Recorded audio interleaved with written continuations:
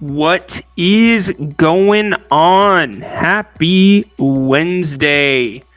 As Urban Meyer would say, hump day. What up, Herb? Gotta throw that in for all my Rome lovers out there. How is everybody doing today? I am Ryan in Sacktown here getting some reps with you. Got a few things to talk about today. How about the Kings last night, huh?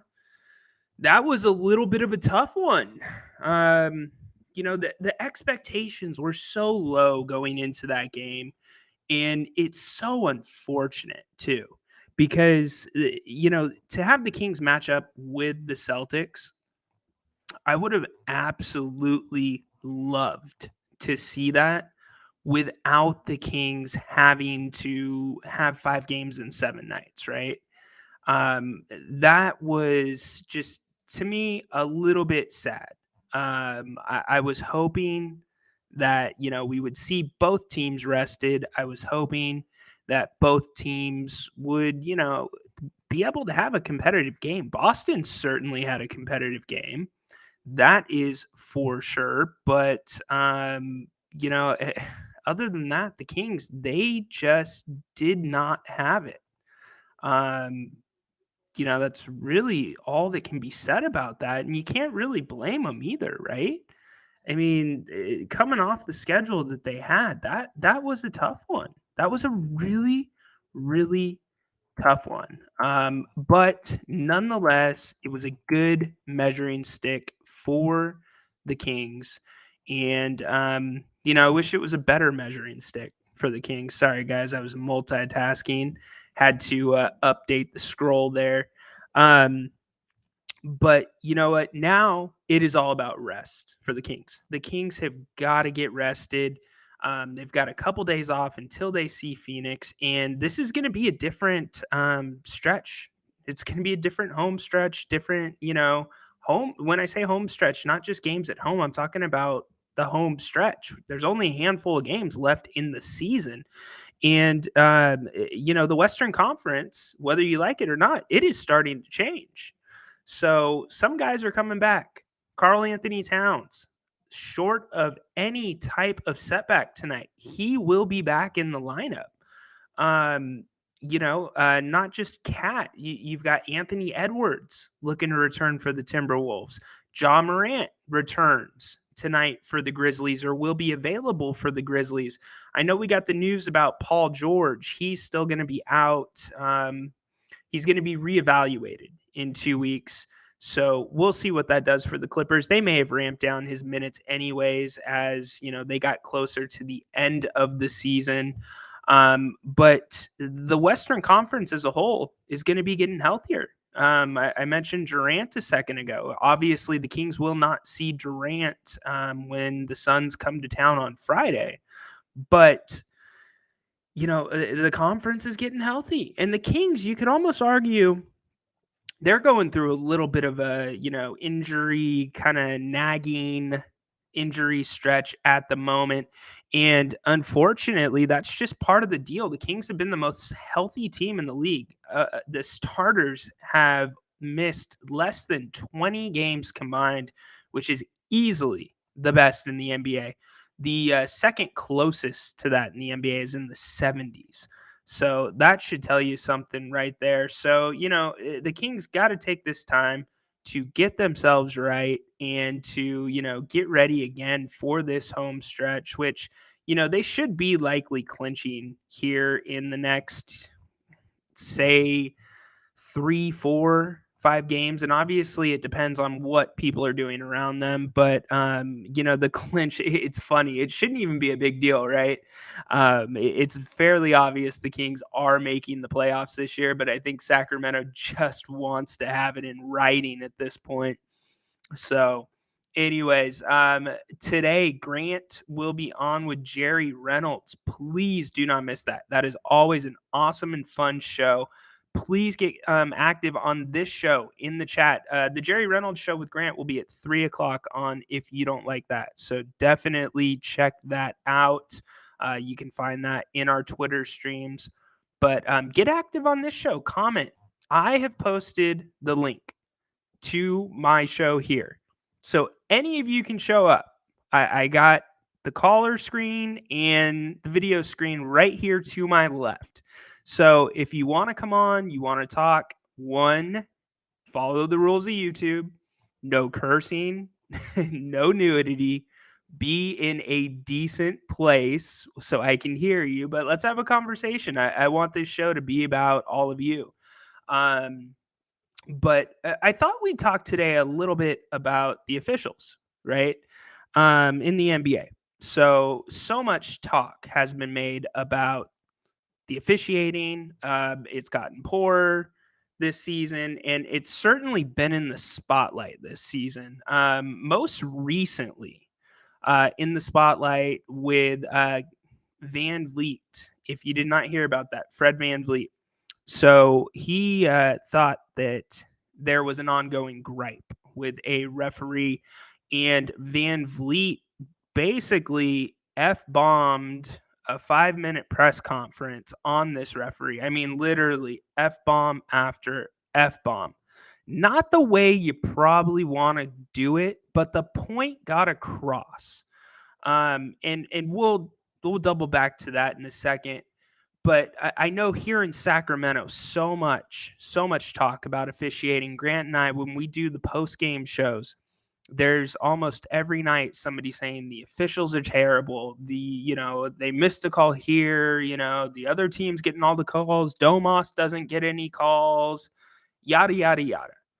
And you know what? I can't disagree with you. There are times that the officials are missing calls. And sure, it does look like Domas is getting hit a little bit more on the inside than you would like to see, or at least you'd like to see him get to the free throw line for. But, it's being called both ways, usually either bad or good. I can name on my hand the amount of games I remember this season where I felt it was truly lopsided. Usually it's bad calls on both sides of the ball. And you can see that from a mile away. But, it's not just the officiating that's the problem in the NBA, it's the rules as well that's an issue in the NBA. The NBA needs to really look at the game as a whole right now.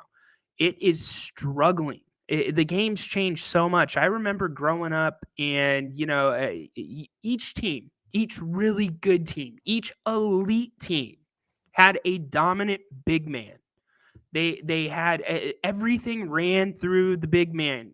Kings fans, think about the '02 year. Think about that time period when the Kings were starting to come up and they had to play the Jazz in the '90s, late '90s. Karl Malone, right? When they got into the whole thing with the Lakers and the rivalry, Shaquille O'Neal. Even up until that point, the big man was so relevant.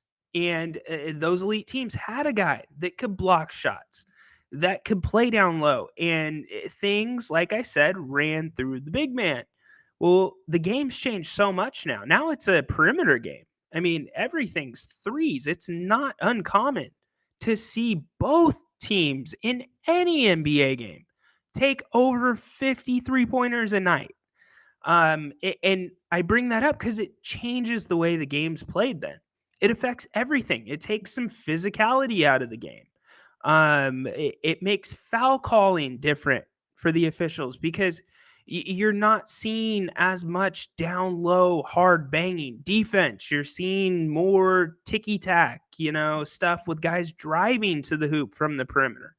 Um, you know, More hand checks. You're seeing, screen violations, stuff like that. And so part of the problem the NBA is having is that's not necessarily an entertaining brand of basketball. Look at the All-Star game this year and look at how the ratings dropped dramatically for the All-Star game. And that's supposed to be the NBA coming out with their best, of the best. Come see all those guys play on one court, and nobody wanted to watch it. And I get all-star games, exhibition games. Usually you're not going to have a competitive game, but they still should be fun in some sense. And you want to see the players give effort, right? Well, anyways, I bring this all up as a whole because the NBA has to figure out what they're going to do with this new CBA issue and rule changes, whether that has anything to do with the amount of challenges that coaches are going to get if they change the challenge process. Do you get a second challenge if your first challenge is successful? Do you get a challenge, just one, no matter what, that's separate from those other challenges where you can challenge any play at any time? What are they going to do? Are they going to automatically review every call under 2 minutes like you're seeing in the NCAA tournament?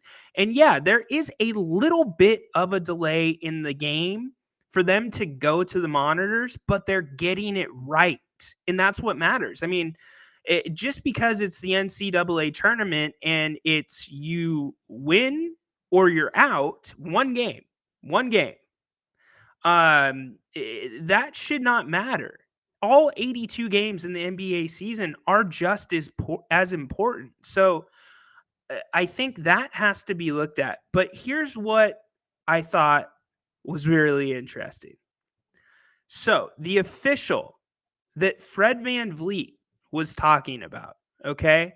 This is an official that's been in the NBA. He's younger. He's been in the NBA as a referee for 10 years, okay? And I'm going to read this via SB Nation. So his name's Ben Taylor. Ben Taylor is young for an NBA referee, 37 years old. He already has 10 seasons of experience as an official in the league and was on the floor for LeBron James's 61-point game against Charlotte back in 2014. Few fans knew Taylor's name coming into this year, and that's a good thing, right? It's supposed to be a good thing. You don't want to know the refs' names. If you know the refs' names, then that means there was probably a problem in the game. They want to fly under the radar. If people are taking notice of a specific ref, that probably means they messed up. Taylor can thank Fred VanVleet for blowing his anonymity. After a loss in the Los Angeles Clippers in early March, the Raptors guard blasted Taylor. So we've already talked about that. VanVleet got a $30,000 fine for blasting him. And not only did he blast him, he kind of made it personal. He said that Ben Taylor personally had something against him. It appears that Taylor has now, as a result of all this, been disciplined by the NBA in the weeks following VanVleet's rant. According to reporter Tom Haberstraub, the league has paused on using Taylor as a crew chief for his assignment and instead positioned him as referee 2. So 3 guys are the referee crew. You have, do they have a backup now? I don't remember. I believe there's one backup, but he has no say over the game unless somebody gets hurt. But then you have one crew chief, okay? And Ben was a crew chief. So he got demoted. He got demoted based off Fred VanVleet bringing, again, the delivery of it, how he did it. Debatable whether that was the best way to go about it.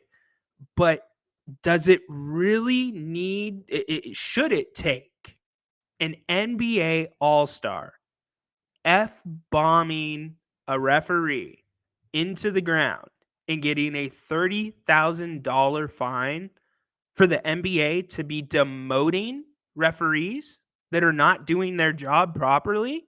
No. What's going on with that? I mean, what's the internal check and balances for these officials? I mean, seriously, and think about everything that's riding on these games. Let's take just the game. You're a fan of a team. You want to see them do well. and you want to see him win. Let's put that aside. What is the biggest thing and the biggest change and shift that we have seen in sports in the last couple of years and in America? The legalization of gambling. Okay. And so now you have a lot of money every single night being wagered legally on these basketball games. And the NBA is pushing these different companies, DraftKings, and I don't know exactly who they partner with, but they support legalized gambling. Okay, so that brings on an entire another level of responsibility and what should be oversight on the officiating, because it makes it that much more important. Most people, Grant has had people call his show and say, look, I don't even watch games, but I pay a subscription and I get picks and I make picks, small bets throughout the season on different games. And I don't even watch. I don't care who wins. I just care that I win my bet. And there's a lot of people like that out there where they're not fans of the game, they're fans of gambling and they're trying to make money. So, what I'm saying is the checks and balances have to be completely changed now. And the accountability for NBA officials has to be front and center. And there needs to be more transparency in what goes on. And here's what the NBA does. I'm going to show you an example. This is, in short of a very, very bad error being made in a game, if that happens, then you're gonna usually get a statement from the head of officiating addressing the issue, likely the next day, maybe that night, if it was that egregious. But other than that, this is what the NBA does. The NBA issues what is called a 2-minute report for every game. Okay. So the Kings were in Utah on Monday night, right? So here is what a 2-minute report looks like. Okay. The 2-minute report will detail calls that were made and verify whether or not the call was correct, or it will verify, as you see, correct, no call. You get a brief explanation, and then there's a video clip of the actual play. So this one, because I had to splice it up, it's 4 screenshots large. But this is about the extent of what you get when you think a call was wrong. And if a call was wrong, then it just says missed call, or the call should have been changed, or this should have been called a foul. For the public to go have to find that 2-minute report and then try to make sense out of that 2-minute report. And I will give the NBA credit for this. I give them credit for putting everything in front of you within the report, having a video clip and such.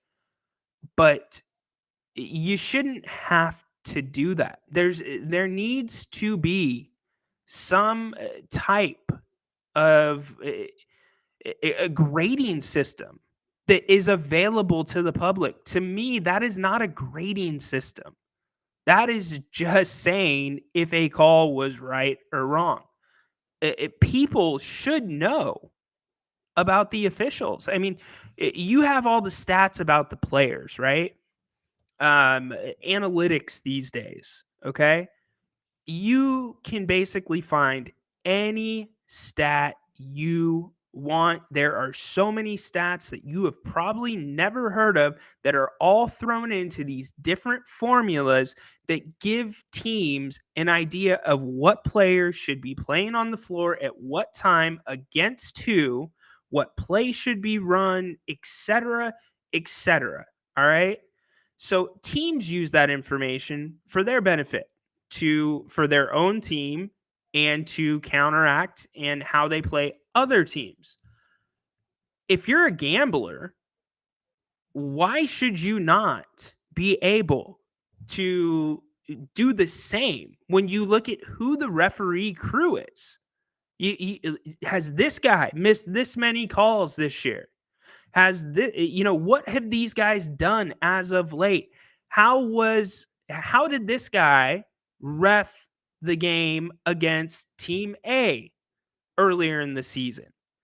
And I just feel like there's not enough there. And the reason I feel like there's not enough there is because the NBA knows this is a big problem. And I'm not trying to come down hard on the referees.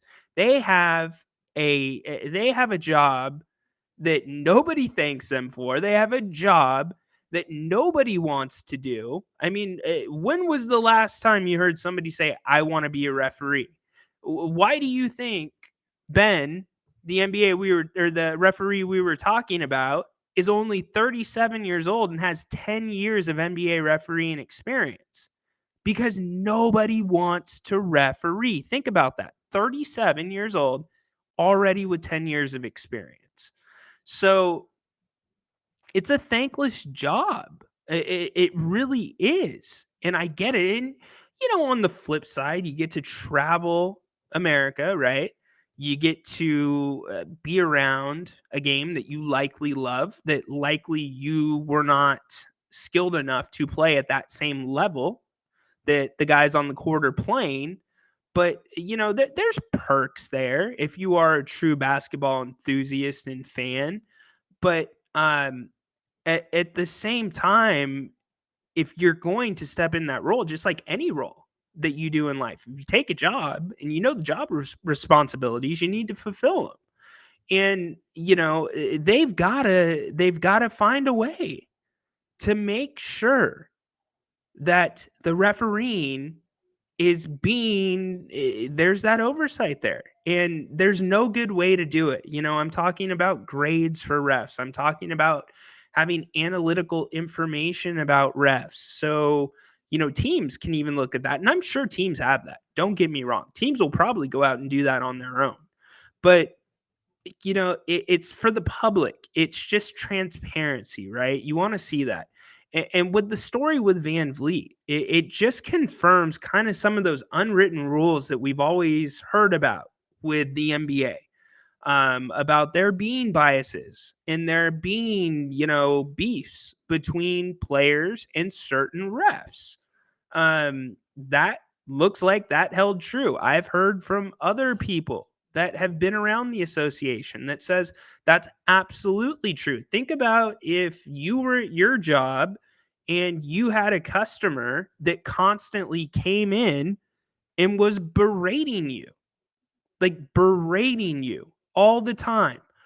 Would you be excited to see that person? Human nature says you would probably be a little bit tougher on that person, right? But that's the thing. Refs are human. They're human, and you're not going to have robots running up and down the court making calls. I know baseball wants to do that with strikes and balls, but that's not going to happen in the NBA. There's a human element to it, and that's something that's part of the nostalgia of the NBA too. I don't want to do anything to alter the game dramatically, but what I do want to see is transparency. There has to be transparency at this point. And the fact that the NBA, and they did this so quiet, that story just came out 4 hours ago. It was kind of just swept out there. Oh, ref was demoted. And it's because a reporter uncovered it. The NBA didn't come out, so far as I can see, with a statement saying he was demoted. Come out, say it, investigate. investigate if that's true. And I'm not saying the ref is always at fault, because players, they shouldn't. The way I see it, one player on the floor should be the one talking to the referees. If your teammate has an issue with the call, that player talks to the crew chief. Instead of all five players constantly chirping. And don't get me wrong, that is also contributing to the quality of the product on the court that we are seeing right now, because there is so much talking going on with the referees. That, guys are so busy talking that the ball's going over their head and there's a quick 2 on the other side of the floor. But there's gotta be something that happens, and I feel like a huge focus has to be on this officiating. If it's not on officiating, you've got to start there. To start on the quality of the game and making the game more watchable and better, it has to start with officiating. It has to. And then there's the other things, load management, and such, scheduling, like we saw with the Kings. But it's got to start with officiating. That is the most fundamental level. I'm not saying put the refs out there with post-game press conferences like the players, but you got to do something more than a 2-minute report. And it needs to be something that is easily and readily available to the public. We have all these sideline reporters, we have all these beat writers, you got national guys that cover certain teams. Why isn't there somebody that covers officiating? And I get one guy can't be in 15 different buildings every single night and cover every single referee. But, this type of stuff, if there's mistakes made, it needs to be front and center. Instead of saying this mistake was made and that's it, let's start looking at, okay, this mistake was made. What can we do to make sure that does not happen in the future? And I feel like that type of thinking has to be what's brought into the conversations about officiating and into the conversations just about all of this that's going to happen around the CBA and the competition committee. There's got to be it's got to be had, and it's got to be out and clear, and for everybody to see whatever that solution is. And it's got to be something that is ongoing throughout the season. The Kings, we always go back, the Herder foul that was a no call in Golden State. In Miami, there was one, the Tyler Hero 3, right? There was the no travel, like at one of the ends of the game, or at the end of one of the games. Those didn't cost the Kings the game. They cost the Kings an opportunity to win the game. But those are pretty egregious mistakes, and we're seeing them across the league. So I just found that was interesting. I would have thought that would have been bigger news that Taylor was demoted from crew chief, and that's a big deal. But we'll see. It's fairly new. The story through SB Nation did just come out 4 hours ago. So anyways, that's kind of my take on officiating. We'll see. The NBA, I will tell you, this postseason is so important to the NBA. They've got to get it right. If they have a bad postseason, and when I say bad postseason, I'm talking about all of the elements combined. Bad product, bad officiating, bad press, players doing and acting inappropriate, on the court or off the court, even coming into the arenas. Anything that brings negative attention, the NBA's problem is going to get critical at that point because ratings are already dropping to not all-time lows, but they are dropping extremely low with a huge television deal coming up. So, yeah, give me your thoughts. That's what I think. Um, we'll see. We will see. Kings, they are resting, hopefully getting their minds right, getting their bodies right. They deserve a day coming off the 5-7 and the numerous time zones they were in during those 7 days. So, everything seems to be okay in Kingsland. We will look to see what the update is on Kevin Herter, if he will be returning Friday. Mike Brown said in shoot around or in practice before the Celtics game that if this would or the Celtics game would have been a playoff game, Kevin would have been playing. So, or likely would have been playing. So that kind of tells you where we're at with that. And I'd like to see a little bit more about Trey Lyles. Obviously, that shoulder is still bothering him. So let's see if this 2 days off gets them the rest they need. Want to remind you again on if you don't like that in just about or just under an hour and a half, Grant and Jerry, the two legends that run this town, will be back together as always on Wednesdays at 3:00. So please go check that out. Again, this is the Sacktown crossover. I am Ryan in Sacktown. Thank you so much for joining me this afternoon. We will be back tomorrow. I will see you then. So